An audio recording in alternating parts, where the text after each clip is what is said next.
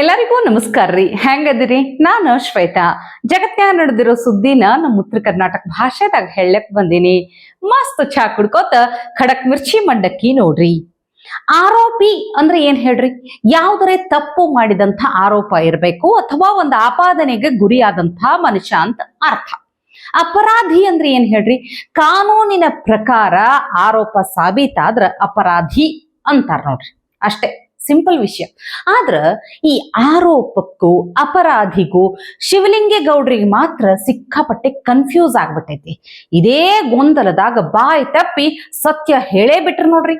ಗೊತ್ತಿರ್ಲಿಲ್ಲ. ಹಾಗಾದ್ರೆ ಸತ್ಯಾಸತ್ಯ ಗೊತ್ತಿಲ್ಲದೆ ಒಬ್ಬ ಸಣ್ಣ ಸಮುದಾಯದನ್ನ ಬಲಿಪಶು ಮಾಡಿದ್ರ ರಾಜೀನಾಮೆ ಪಡೆದು ರಾಜೀನಾಮೆನ ಆವಾಗ ಆ ಮೇಲ್ನೋಟಕ್ಕೆ ಅಪರಾಧಿ ಇರಬಹುದು ಅಂತಕ್ಕಂಥ ಭಾವನೆ ಬಂತು. ಹಾಗಾದ್ರೆ ನಾಗೇಂದ್ರ ಅಪರಾಧಿಯ ಸರ್? ನಾಗೇಂದ್ರ ನಿಮ್ಮ ಪ್ರಕಾರ ಅಪರಾಧಿ, ಆರೋಪಿತ ಅಲ್ಲ, ಅಪರಾಧಿ.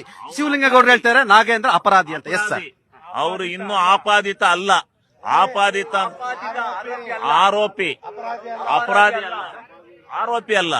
ಶಿವಲಿಂಗೇಗೌಡರಿಗೆ ಕನ್ಫ್ಯೂಷನ್, ಅಪರಾಧಿನ ಆರೋಪಿನ ಅಂತ. ಟೋಟಲಿ ನಾಗೇಂದ್ರ ಅಪರಾಧಿ ಮಾಡಿದ್ದಾರೆ. Yes sir, please. ಹೌದು, ನಾಗೇಂದ್ರ ಅವರು ಅಪರಾಧಿ ಅಂತ ಹೇಳಿ ಅಂದ್ಬಿಟ್ರು. ಅವ್ರ ಮೇಲೆ ಬಂದಂತಹ ಆರೋಪ ಖರೆ ಅದ ಅನ್ನೋದು ಶಿವಲಿಂಗೇಗೌಡರಿಗೂ ಗೊತ್ತೈತಿ, ಅವ್ರ ಆತ್ಮಸಾಕ್ಷಿಗೂ ಗೊತ್ತು. ಹಿಂಗಾಗಿ ಅದಕ್ಕ ಬಾಯಿ ತಪ್ಪಿ ಹಿಂಗ ಸತ್ಯ ಅನ್ನೋದು ಹೊರಗೆ ಬಿತ್ತು. ಈ ಬೇಜಾರಿನ ವಿಷಯ ಏನ್ ಗೊತ್ತಾ?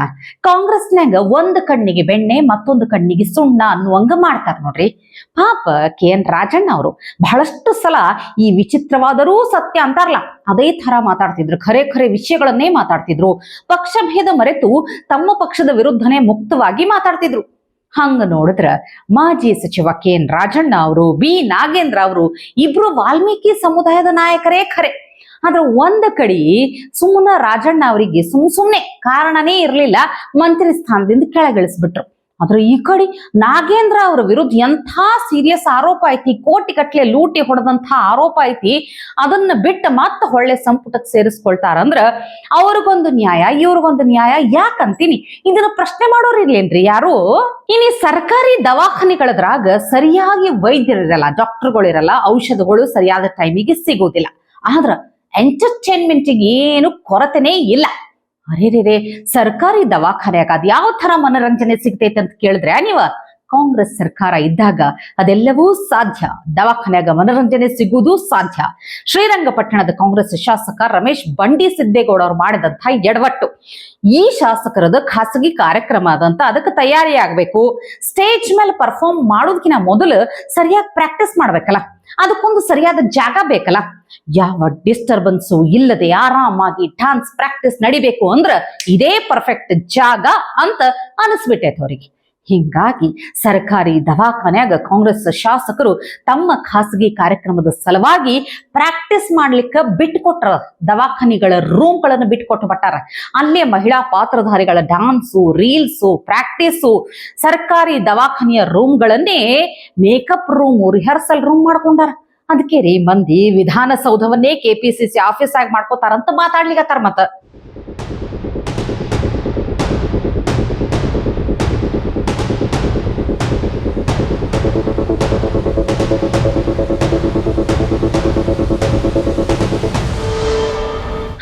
ನಾ ಮೊದಲೇ ಹೇಳಿದ್ದಿದ್ರಪ್ಪ, ಸರ್ಕಾರಿ ದವಾಖಾನ್ಯಾಗ ಸರಿಯಾಗಿ ವೈದ್ಯರು ಸಿಗಲ್ಲ, ಔಷಧಗಳು ಸಿಗಬೇಕಂದ್ರ ಆಗುದಿಲ್ಲ.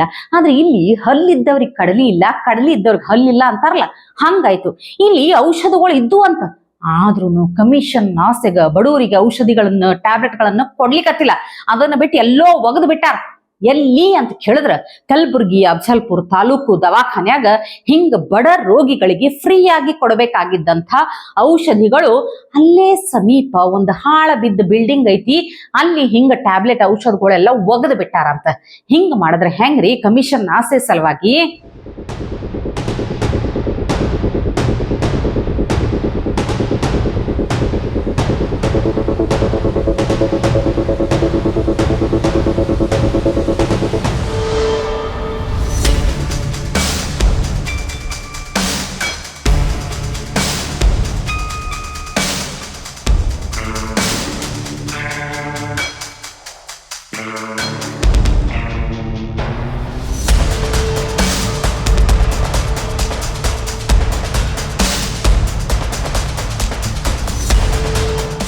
ಅಲ್ರಿ, ಗೃಹ ಮಂತ್ರಿಗಳಷ್ಟೇ ಅಲ್ಲ, ಈ ಕಲಬುರಗಿ ಜಿಲ್ಲಾ ಉಸ್ತುವಾರಿ ಮಂತ್ರಿಗಳಾದಂತಹ ಪ್ರಿಯಾಂಕ್ ಖರ್ಗೆ ಅವರು ಅಥವಾ ಆರೋಗ್ಯ ಮಂತ್ರಿಗಳಾದಂತಹ ಯುಟಿ ಖಾದರ್ ಅವರು ಎಲ್ಲಿದ್ದೀರಪ್ಪ?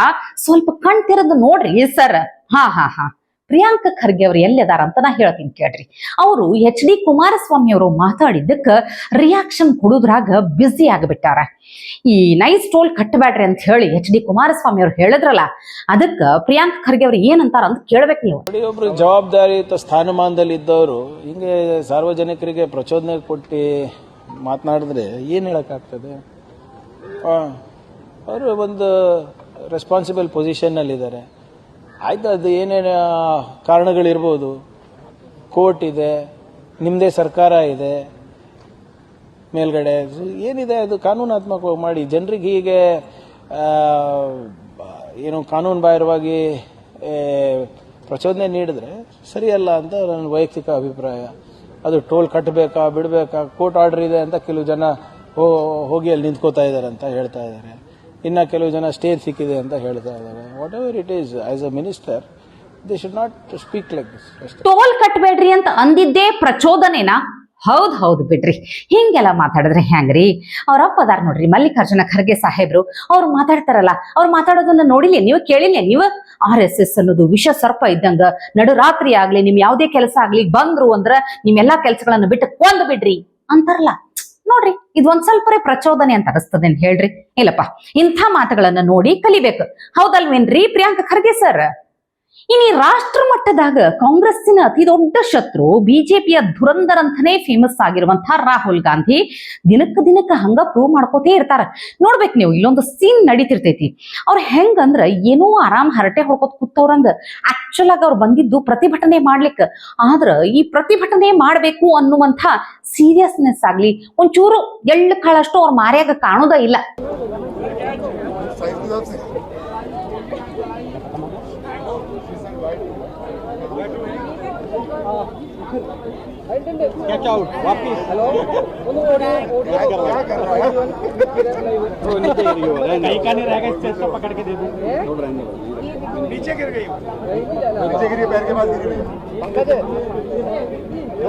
ನೋಡ್ರಿ ಹೆಂಗ ಕುರ್ಚಿ ಹಾಕೊಂಡ್ ಕುಂತಾರ, ಹೆಂಗ ಚಾಕ್ಲೇಟ್ ಒಗದಂಗ ಒಗಿಲಿಕತ್ತಾರ. ಈ ನಾಯಿಗಳಿಗೆ ಒಗಿತಾರಲ್ಲ, ಸುತ್ತಮುತ್ತಲು ನಾಯಿ ನಿಂತಾಗ ಅದು ಹಂಗ ಒಗಿತಾರಲ್ಲ, ಅವ್ರ ಹಂಗ ತಗೋಬೇಕ. ಅವ್ರ ಸುತ್ತಮುತ್ತಲು ಇದ್ದವ್ರು ಅಂದಂಗ ಇದೇನ್ ರಾಹುಲ್ ಗಾಂಧಿ ಲೆವೆಲ್ಗೆ ಅವ್ರ ಬಾಜುದಾಗೆ ಕುರ್ಚಿ ಹಾಕೊಂಡ್ ಕುಂತಾರಲ್ಲ, ಯಾರ ಈ ಮನುಷ್ಯ ಅಂತ ನೋಡಿದ್ರ ಈ ಮನುಷ್ಯ ಸಾಹಿಲ್ ಲೋಚವ್ ಅಂತ ಹೇಳಿ.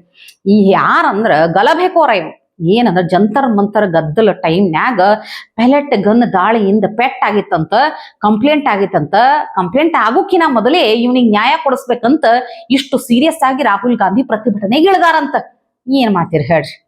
ಇವತ್ತಿಗೆ ಸುದ್ದಿ ಸಾಕಲ್ಲ, ನಾಳೆ ಇಂಥವೇ ಮತ್ತೊಂದಷ್ಟು ಸುದ್ದಿ ತರ್ತೀನಿ. ಚಹಾ ಇಟ್ಕೊಂಡು ಮಿರ್ಚಿ ಮಂಡಕ್ಕಿ ನೋಡ್ಲಿಕ್ಕೆ ಕಾಯ್ಕೊಂಡಿರ್ರಿ. ಟಿವಿ ವಿಕ್ರಮ, ದೇಶ ನಿಮ್ಮ ಕೈಯಲ್ಲಿ. ಈ ಕಾರ್ಯಕ್ರಮ ನಿಮಗೆ ಇಷ್ಟ ಆಗಿದ್ದಲ್ಲಿ ಲೈಕ್, ಶೇರ್ ಹಾಗೂ ಕಮೆಂಟ್ ಮಾಡಿ. ಟಿವಿ ವಿಕ್ರಮದ ಕಾರ್ಯಕ್ರಮಗಳನ್ನು ನಿರಂತರವಾಗಿ ವೀಕ್ಷಿಸಲು ಸಬ್ಸ್ಕ್ರೈಬ್ ಮಾಡಿ, ಬೆಲ್ ಐಕನ್ ಒತ್ತಿ.